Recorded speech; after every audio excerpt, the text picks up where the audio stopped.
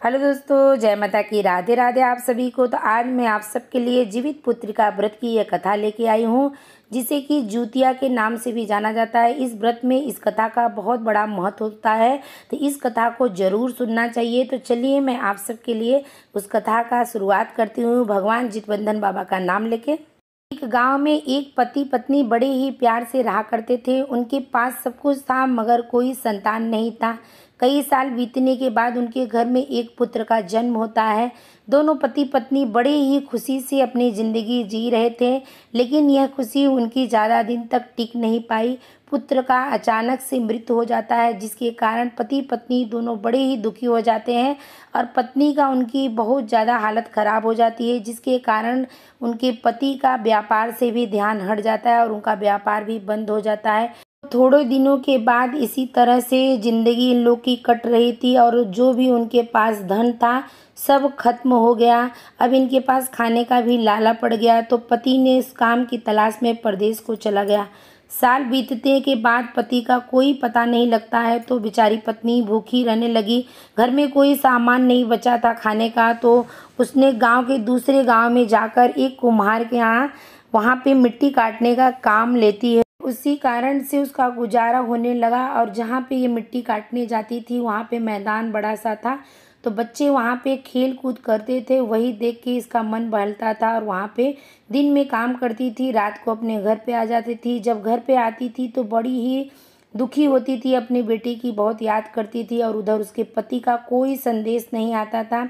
इसी तरह से उसका जीवन व्यतीत होने लगा।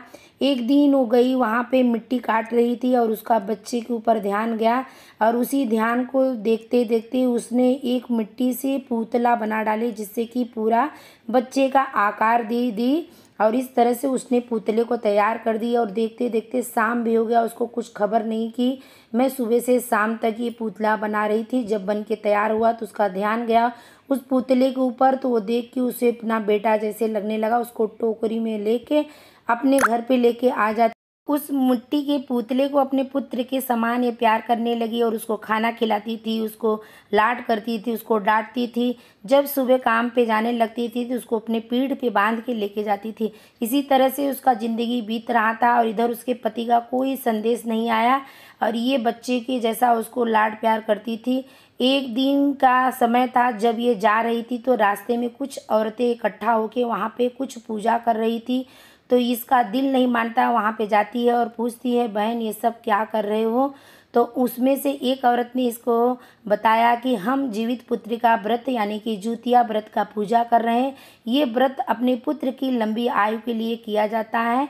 तो ऐसा सुनकर वो वहीं पे रुक जाती है और पूरा उन लोग के साथ में विधि विधान जो भी पूजा का था सब देखती है, कथा श्रवण करती है, सुनती है। फिर ये अपने घर पे आती है तो ये सोचती है कि मैं अगले साल अपने इस पुत्र के लिए व्रत रखूँगी, यानी कि जो मिट्टी का वो पुतला रहता है उसके लिए वो व्रत रखेगी। तो घर पे आने के बाद एक साल तक बड़े ही भाव से इसने जीवित पुत्रिका व्रत का इंतजार करती है। अगले साल जब जीवित पुत्रिका व्रत आता है तो ये व्रत रखती है, विधि विधान से सब कुछ पूजा करती है अपने उसी बच्चे की लंबी आयु के लिए जो उसके पास मिट्टी का पुतला था। तो इस तरह से उसका व्रत जब पूरा होता है तो एक दिन व्रत रखती है, दूसरे दिन वो व्रत का पारण करती है। जिस दिन व्रत का वो पारण करती है उसी दिन अपने पुत्र को बांध के रोज के जैसा लेके जाने लगती है काम पर। तो उसमें से वो बच्चे का हलचल होता है, ऐसा लगता है कुछ हिला। तो फिर थोड़ी दूर ये जाती है, फिर से थोड़ी दूर के बाद जब जाती है वापस खोलती है गठरी को तो देखती है उसमें से बच्चे का स्वरूप पूरा हो गया था, यानी कि इंसान के पुत्र के जैसा वो दिखने लगा। तो देखते ही वो बहुत ही आश्चर्यचकित हो जाती है और बोलती है कि भगवान जुतबंधन बाबा की कृपा से ही ये पुत्र की मुझे प्राप्ति हुई है, उनकी ही कृपा से इस मिट्टी के पुतले में जीव आया है। ऐसा सोच के वो बार बार गले लगाती थी और चूमती थी। फिर बहुत खुश होकर वो घर के तरफ चली जाती है। उधर उसके पति उसी दिन ट्रेन पकड़ते हैं आने के लिए घर पे और रास्ते में कुछ चोर मिलते हैं, उसके पास जो भी धन कमा के इकट्ठा किया था उसको छीन लेते हैं। तो ये उसका पति रास्ते में आ रहा था तो उसको एक बूढ़ा बाबा मिला। उसने पूछा कि तुम्हारे पास कुछ खाने के लिए है? तो उसने बोला कि मेरे पास तो कुछ भी नहीं है, पर थोड़ा सा ये सत्तू बचा है, आप ये लेके खा लीजिए। तो उसमें से वो बाबा ने एक मुट्ठी सत्तू लिया और बाकी उसको लौटा दिया कि ये लो। उसने लेके झोली में डाल लिया और खाया नहीं, घर पे सीधा आया। घर पे आया तो ये औरत बच्चे के साथ लाड प्यार कर रही थी, खेल रही थी। तो पति ने यह देखकर बड़े ही आश्चर्य हो गया और पत्नी से पूछा। तो पत्नी ने सारी कहानी उसको बताई। तो पति भी बड़ा ही प्रसन्न हो गया और दोनों जन बड़े ही खुशी से जब रहने लगे। तो पत्नी ने उनसे पूछा कि आप धन क्या कमा के लाए हो। तो उसने बोला कि मैं कमा के ला रहा था, रास्ते में कुछ चोर मिल गए थे, उन लोगों ने छीन लिया है। तो पत्नी बोलती है कोई बात नहीं, अब हम तीनों जन खुशी से अपनी ज़िंदगी व्यतीत करते हैं। जब उसके पति का झोला देखा तो उसमें हाथ डाल के निकाली सत्तू, तो देखी वो सत्तू सोने का मुहर बन चुका था। उस मुहर को लेके पति ने फिर से अपना बिजनेस व्यापार चालू किया और पति और पत्नी और बच्चे जुगबंधन बाबा की कृपा से आराम से अपनी ज़िंदगी व्यतीत करने लगे, भगवान की शरण में हो गए।